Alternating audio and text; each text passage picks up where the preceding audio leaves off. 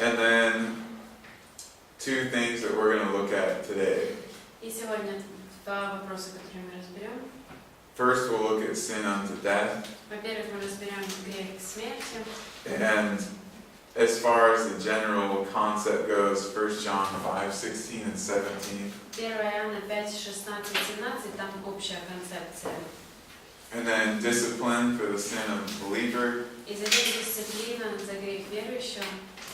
Probably the main verse that people will go to is Hebrews 12:5-11. Обычно основной отрывок это Евреям 3, 5, 11. What? 12:5-11. 12 с 5 по 11. Okay, so all these are in your or on your central scripture passages sheet. Все эти ссылки у вас перечислены на страничке с ключевыми отрывками. So just circle those or something and make sure that you know one passage from those concepts. Итак, выделите себе по одному отрывку, чтобы вы знали по одному отрывку на каждый концепт. You don't have to memorize the verse, you just have to know the reference. Не обязательно заучивать каждый стих, просто знать нужно ссылку, где об этом говорится. Okay.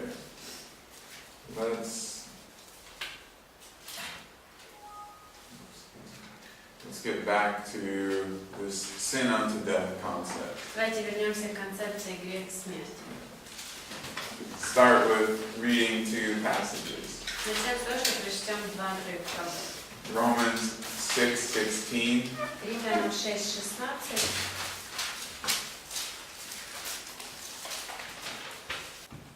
Someone read that, please. Прочтите, пожалуйста.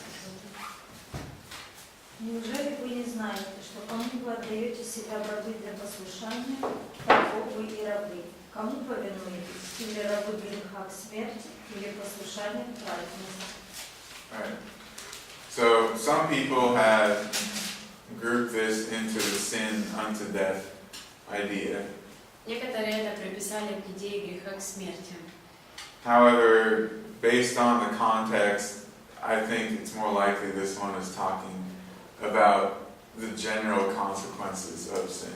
Хотя на основании контекста мне кажется, что здесь он говорит в целом вообще о последствиях греха. But we have the passage I just mentioned earlier. Также есть отрывок, который я перед этим упомянул. 1 John 5:16 and 17. 1 Иоанна 5, 16, 17. So this is a much different context here. Там уже намного другой контекст. He's talking about Christians specifically now. Он говорит конкретно о христианах сейчас, Christians sinning. о тех, которые грешат. Someone read those two verses, please. Спросите, пожалуйста, эти два стиха, кто-то. Если кто видит брата своего, согрешающего грехом не к смерти, то пусть молится, и Бог даст ему жизнь, то есть согрешающему грехом не к смерти. Есть грех смерти, не о том говорю, чтобы он молился. Всякая неправда есть грех, но есть грех не к смерти. So what's John tell us? Итак, что нам Иоанн говорит? That there is Что есть? Sin unto death. Yeah. So there is a sin to death, and there is also a sin not to death. Итак, есть грех к смерти, а есть грех не к смерти. He also comments in verse 16, I do not say that he should make requests for this. И в 16 стихе он также комментируя это, говорю здесь о таких грехах, что не нужно молиться о грехах, которые ведут к смерти. Can you think of an instance where somebody does make a request for this? Можете вспомнить какой-то случай, где кто-то все-таки молился об этом? Моисей за свой народ. Moses for his nation. How about in a personal context? А в личном более контексте.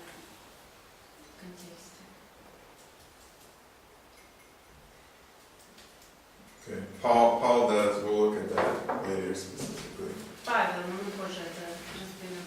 Go to Psalm 118, 17 and 18. Откройте Псалом 117, 17, 18. Не помру, але житиму і буду звіщати про чини Господні. Покарати мене покарав був Господь, та смерти мені не завдав. Okay, what does he tell us here? Что она здесь говорит?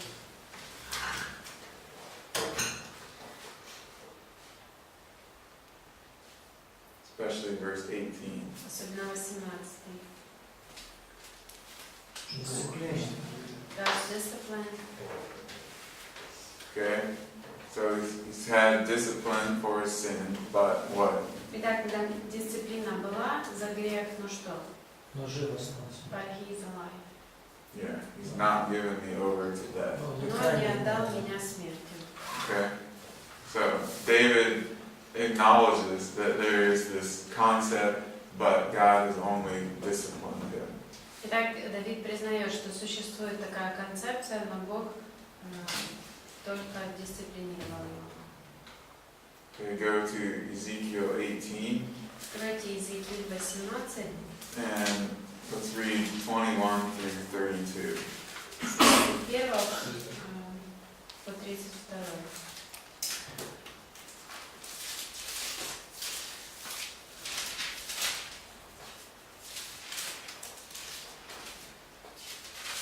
И беззаконник, если обратиться от всех грехов своих, какие делал, и будет соблюдать все уставы мои, и поступать законно и правильно, жив будет, не умрет. Все преступления его, какие делал он, не припомнится ему в правде своей, которую будет делать, он жив будет. 32.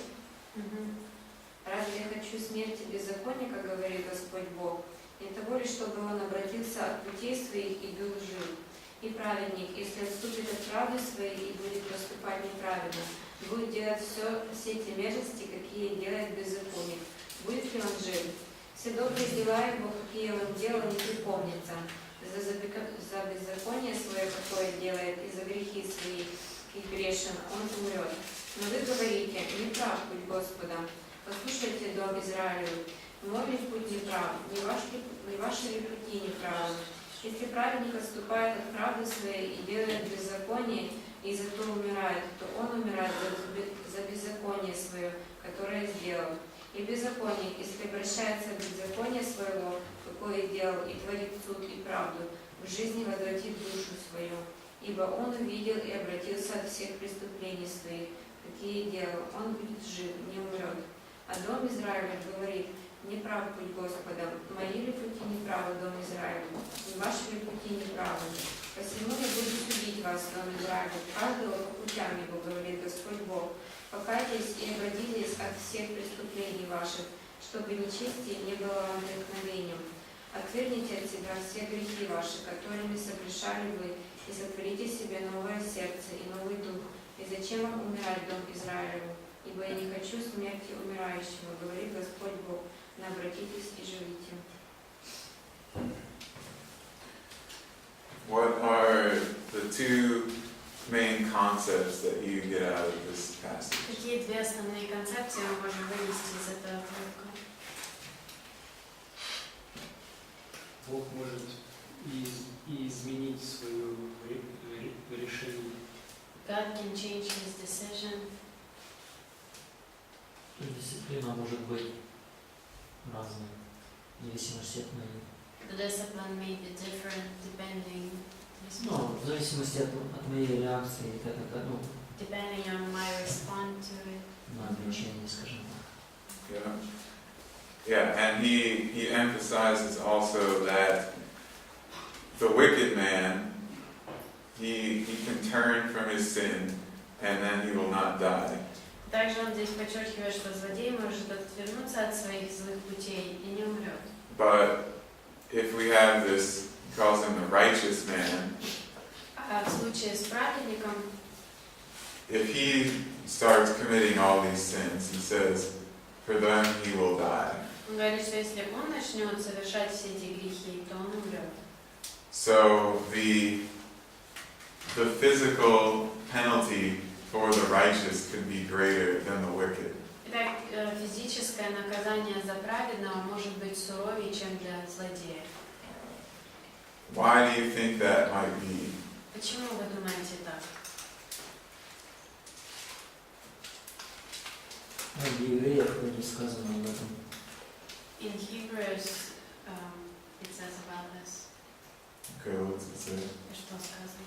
Ну, сказано, что если при Моисее там было, то тем более нам, когда мы приняли там, вот это обилие благодати. If there was such a punishment when Moses led, then it is even more for us who accepted God's grace.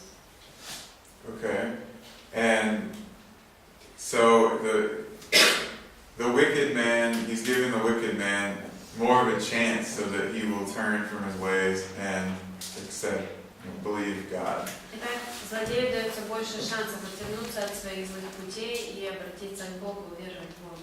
But what kind of damage can the believer do if they're constantly sinning? Но какого рода вред может нанести верующий, если он постоянно грешит?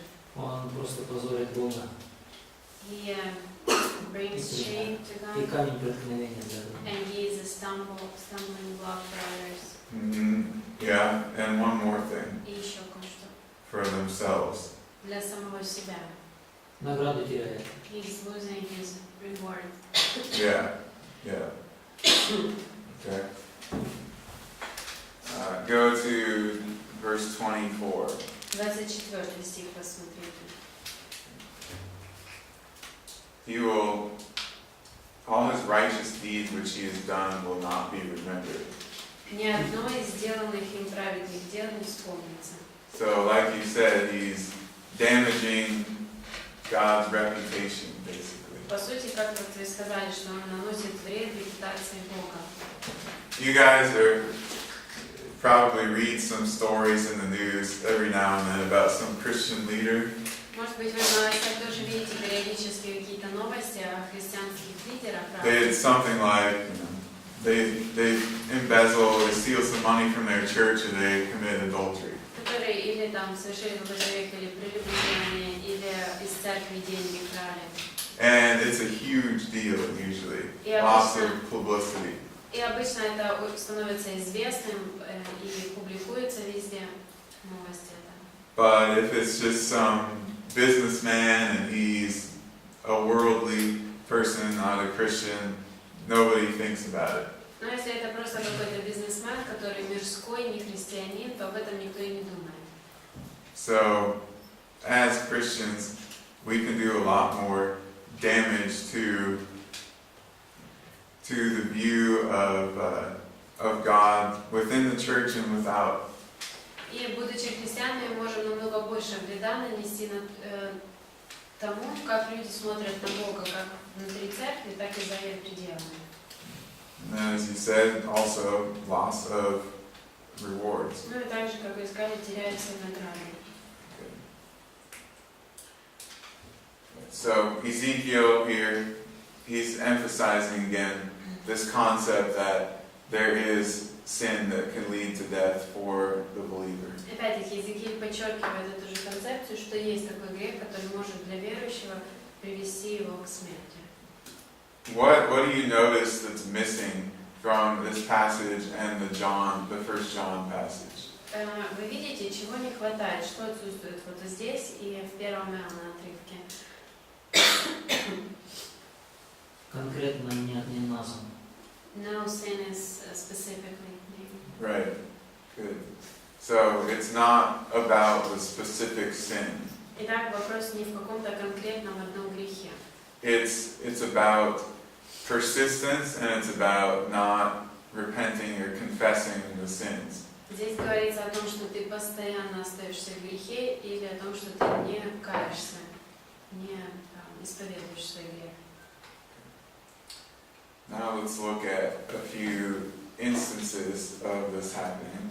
Давайте разберем несколько случаев, когда такое происходило. First, we have what happens if we do confess. Во-первых, что происходит, если уже мы все-таки исповедуем? 1 Corinthians 11:31. 1 Коринфянам 11:31. Ибо если бы мы судили сами себя, то не были бы судимы. So, then, result, we would not be judged. Итак, результат был бы, мы не были осуждены, не были избежали бы осуждения. Psalm 32:5. 31 Псалом, 5 стих.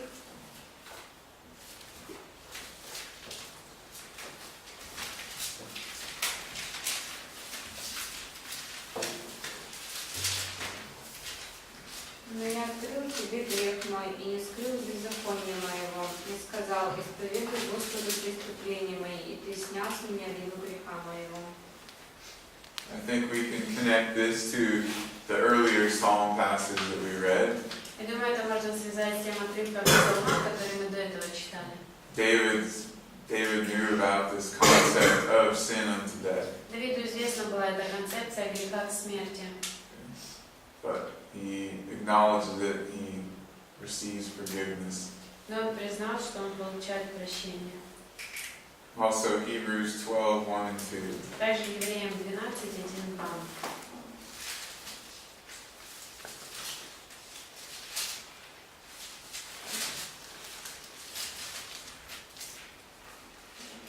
Посему и мы, имея вокруг себя такое облако свидетелей, свергнем с себя всякое бремя и запинающий нас грех, и с терпением будет проходить предлежащее нам поприще, взирая на начальника и совершителя веры Иисуса, который, вместо предлежавшей ему радости, претерпел крест, пренебрегший посрамление, и воссел одесную престола Божия. So he gives us a solution here, and then he goes on in the rest of the chapter to talk about what would happen if we don't confess our sin or we persist in this sin. Итак, вот здесь начинает с того, что говорит о решении проблемы, а затем дальше в главе в этой описывает, что будет, если мы не делаем этого и продолжаем грешить. And these sins are not just the overt type that we mentioned briefly when looking through the writer questions. И это вот грехи не те, которые внешние, которые мы упоминали, разбирая вопросы Турария. God knows our hearts. Бог знает наши сердца. For example, 1 Samuel 16:7. Например, 1 Царств 16:7. Но Господь сказал Самуилу: смотри на вид его и на высоту роста его. Я принял его. Я смотрю не так, как смотрит человек, ибо человек смотрит на лицо, а Господь смотрит на сердце. So he's rejected Saul based on Saul's heart, not on what people outwardly perceived him as. Итак, Бог отверг Саула из-за того, что он видел его сердце, а не из-за того, как люди внешность воспринимают. Psalm 44, 20 and 21. 43-й Псалом, 20-21. Это 21 и 22. Когда бы забыли мы имя нашего Бога и к чужому Богу простерли руки, неужели Бог не открыл бы это тот, кто ведает тайны сердца? So he knows the secrets of the heart. Итак, ему известны тайны сердца. And finally, Jeremiah 17, 9 and 10. И Еремия 17, 9, 10. Лукаво сердце человеческое более всего, и крайне испорчено, что узнают его. Я, Господь, проникаю в сердце и испытываю внутренности, чтобы воздать каждому по пути его и по плодам дел его. So God knows what we're thinking. There's no tricking him or escaping judgment just because it's not an overt action. Итак, Бог знает наши мысли, нельзя что-то скрыть от Него, чтобы Он не узнал, и так Он может наказывать все, не только наши действия. Now, to some examples of when this sin unto death concept goes into action. Теперь примеры того, когда эта концепция греха к смерти все-таки происходит, осуществляется. Acts 5 is the first one that we'll look at. Деяние 5 – это первый пример, который мы рассмотрим. This is the story of Ananias and Sapphira. Это история Анании и Сапфиры. So remember now, this is very early in the establishment of the church. Не забывайте, что это еще самое начало, когда устанавливалась церковь. So it's not necessarily that every time somebody says they're going to give all their money to the church and they don't, that God will strike them down. Совсем не означает это, что теперь каждый раз, когда кто-то говорит, что даст все деньги в церковь, а потом не отдает, Бог его поражает насмерть. Just as we mentioned earlier, it's not the specific sin that matters so much. Как мы раньше уже говорили с вами, что здесь вопрос не в каком-то одном конкретном грехе, It's the attitude of the person, it's the persistence, it's the situation. а вопрос касается отношения человека, о том, что он постоянно продолжает заниматься этим, и от ситуации, в которой это все происходит. We'll go to lunch, we'll come back and read and discuss this Давайте passage. пойдем на обед, а затем продолжим читать.